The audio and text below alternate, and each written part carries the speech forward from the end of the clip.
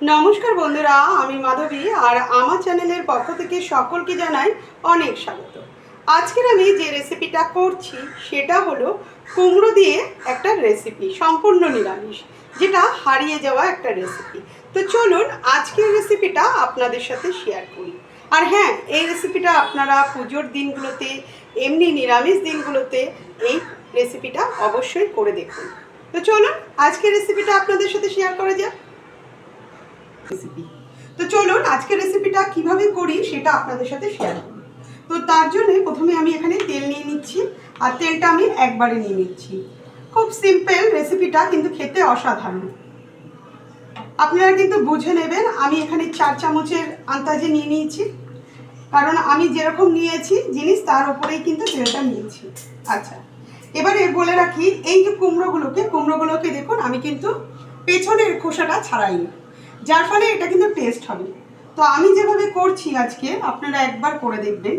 আর এই যে এইভাবে বড় বড় করে আলু কেটেছি, আর এইভাবে কুমড়ো, আর বাকি জিনিসটা আমি যখন করব আপনাদের সবটাই শেয়ার করব। তো তেলটা গরম হচ্ছে, এর মধ্যে আমি দিয়ে দিচ্ছি তেজপাতা, এছাড়া দিচ্ছি এলাচ, দারচিনি, মানে গোটা গরম মশলা, আর সঙ্গে হচ্ছে গোটা জিরে।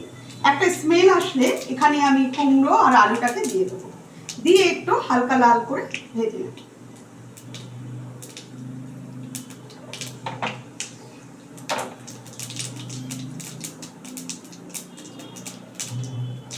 তো একটা স্মেল চলে এসছে, এবারে আমি কি করব, প্রথমে আগে আলুটাকে দিয়ে দিচ্ছি। পুরোনো দিনের কিন্তু হারিয়ে যাওয়া একটা রেসিপির মধ্যে এটা। তো আমরা তো সবসময় কুমড়োর ওপরে পোর্শনটা মানে কেটে রাখি, তুলি আর কি, খোসাটা, এটা কিন্তু দিয়ে দিলাম। আর এই রান্নাগুলো না ঠাকুর বাড়িতে হয়, এই রেসিপিগুলো।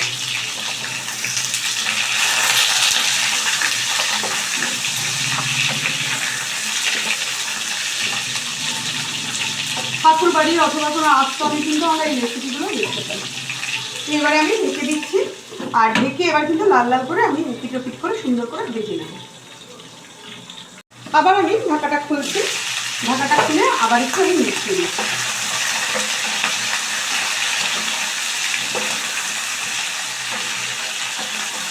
যখন হালকা লাল লাল হয়ে যাবে ভাজাটা, তারপরে কিন্তু আমরা এখানে অন্য জিনিসগুলো অ্যাড করব। তো আবার আমি ঢেকে দিচ্ছি।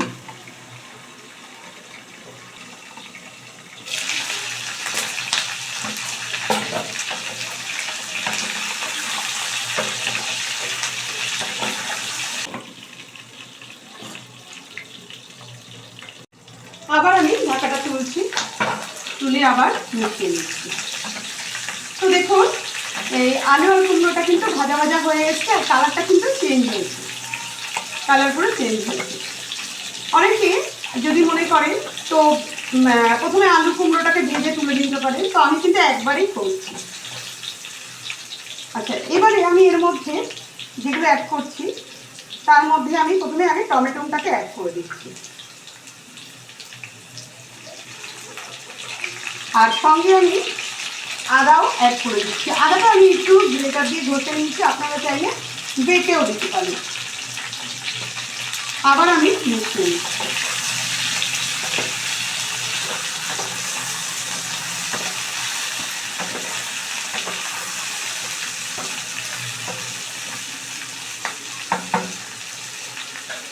আর এর মধ্যে যেহেতু আমি টমেটো দিয়েছি তাই আমি নুনের ব্যবহারটা করছি। নুনটা আমি একবারই দিয়ে নিচ্ছি, 1 চামচের থেকে একটু বেশি।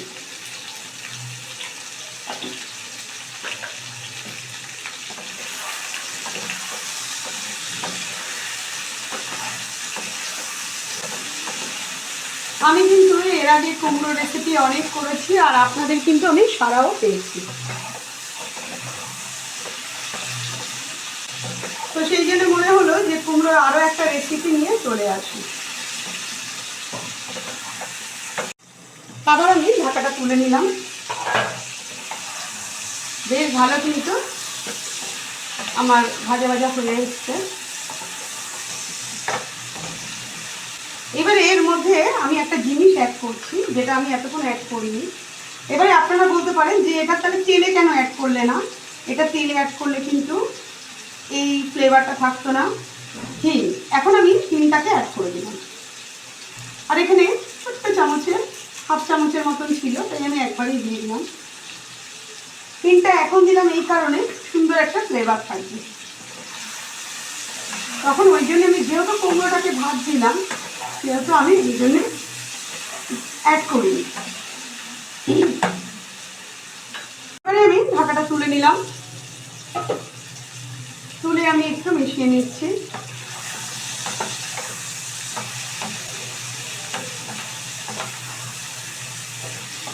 এবারে কিন্তু আমি মশলা অ্যাড করে দিচ্ছি। এবার মশলার মধ্যে কী কী দেবো, সরি তার আগে আমি একটা জিনিস অ্যাড করতে ভুলে গেছি, যেটার জন্য এই টেস্টটা, সেটা হচ্ছে এই ছোলা এবং গোবিন্দভোগের চাল 1 মুঠো।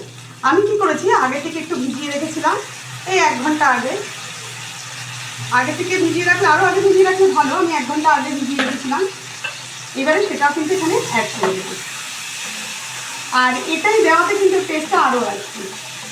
আমরা নানান রেসিপি করি, কিন্তু আগেকার দিনে সেই হারিয়ে যাওয়া রেসিপিগুলো যদি করবেন, অসাধারণ। খেয়েও কিন্তু মানে নিরামিষ দিনে খেয়েও ভালো লাগবে, টেস্টি লাগবে।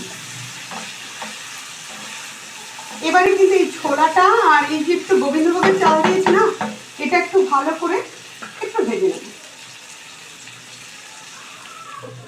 কারণ যত আমি একটু ভাজবো তাতে কি হবে, একটা সুন্দর ফ্লেভার আসবে। সব মিলিয়ে রেসিপিটা এত সুন্দর, নিরামিষ দিনের একটা পারফেক্ট রেসিপি। সত্যি কথা বলতে আমিষ রেসিপির থেকে নিরামিষ রেসিপি কিন্তু বেশি সুস্বাদু, যদি সেটাকে সুন্দর করে করা যায়। আর নিরামিষ রেসিপির আমার চ্যানেলে আমি অনেক সাড়া পাই, আর আমার চ্যানেলে অনেক নিরামিষ রেসিপি আছে, আপনারা ভিজিট করুন, মাধবী পালে পেয়ে যাবেন। আবার আমি মিশিয়ে দিলাম। তো দেখুন বেশ ভালো করেই এটাকে মিশিয়ে দিয়েছি। আর তেলটা বুঝে নেবেন যতটা দিতে হবে। আচ্ছা, এবারে আমি কিছু মশলা এখানে ব্যবহার করছি, যেটার মধ্যে একটু লঙ্কার গুঁড়ো হাফ চামচের মতন, যেহেতু আমি এখানে কাঁচা লঙ্কাটা অ্যাড করব। জিরের গুঁড়ো ছোটো চামচের 1 চামচ, ধনের গুঁড়ো 1 চামচ, আর লঙ্কার গুঁড়ো হাফ চামচ, এগুলো আমি অ্যাড করে দিলাম। আর যেহেতু এখানে মশলাটা দিয়েছি সেহেতু একটু জল আমি অ্যাড করছি, দিয়ে এবার কিন্তু মিশিয়ে নেব। যত ভালো কষানো হবে তার উপরে কিন্তু একটা টেস্ট নির্ভর করে।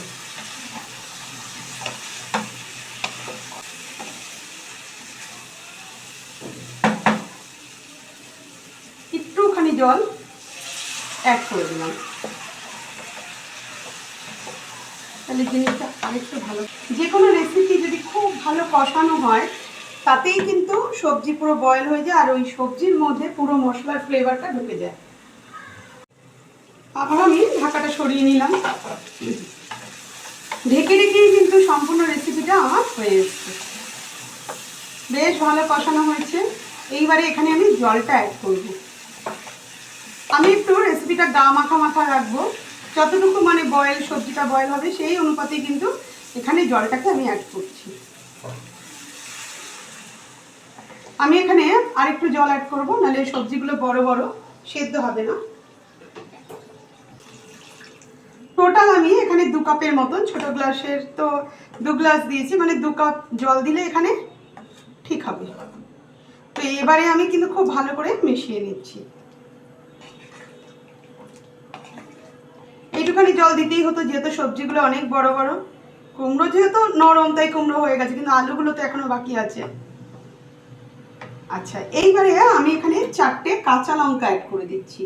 আমি গুঁড়ো লঙ্কা দিয়েছিলাম আর কাঁচা লঙ্কা দিচ্ছি। আর আরেকটা কথা বলি, এই রেসিপিগুলো না খুব বেশি ঝাল হয় না, একটু হালকা মিষ্টি সঙ্গে ঝাল সব মিলিয়ে আর কি থাকে। তো সেই জন্য এবারে আমি ফুটতে দেব। এবারে আমি একটু দেখে নিচ্ছি, এবার বেশ ভালো ফুটছে, এবার হতে থাকুক। এই যে সামনে এখন পুজো চলে আসছে, দুর্গা পুজো, তো অনেকেই আছে নিরামিষ খায় কিংবা নিরামিষ দিনে এছাড়া ঠাকুরের কাছেও অনেকে ভোগ দেয়। আপনারা যদি মনে করেন না এইরকম একটা রেসিপি করে দিতে পারেন, সেটাও কিন্তু করতে পারেন। কিংবা পুজো আশ্রার দিনগুলোতে এইভাবে নিরামিষ রেসিপি যদি করেন, এর সঙ্গে কিন্তু একটু রাইস হয়ে গেলে আর কিছু চাই না।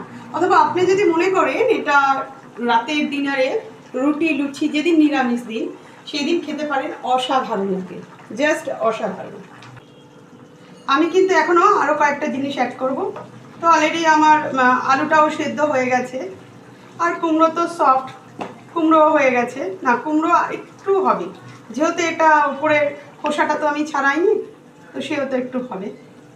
আর এই খোসাটা শুদ্ধ রেখেই কিন্তু এই রেসিপিটা করার চেষ্টা করবেন।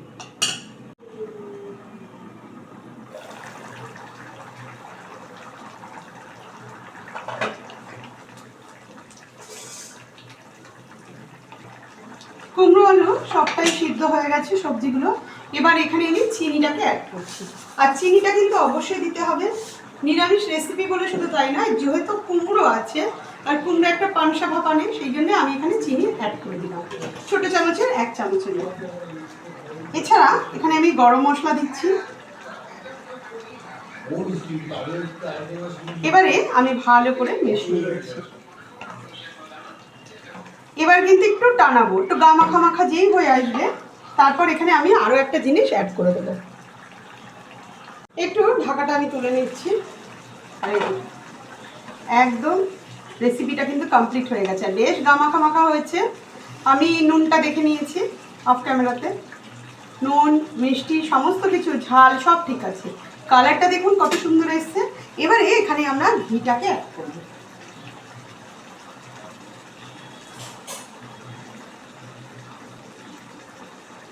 এখানে আমরা ঘি 1 চামচের মতন অ্যাড করে দিলাম। নিরামিষ রেসিপিতে একটু ঘি হলে কিন্তু দারুণ লাগে।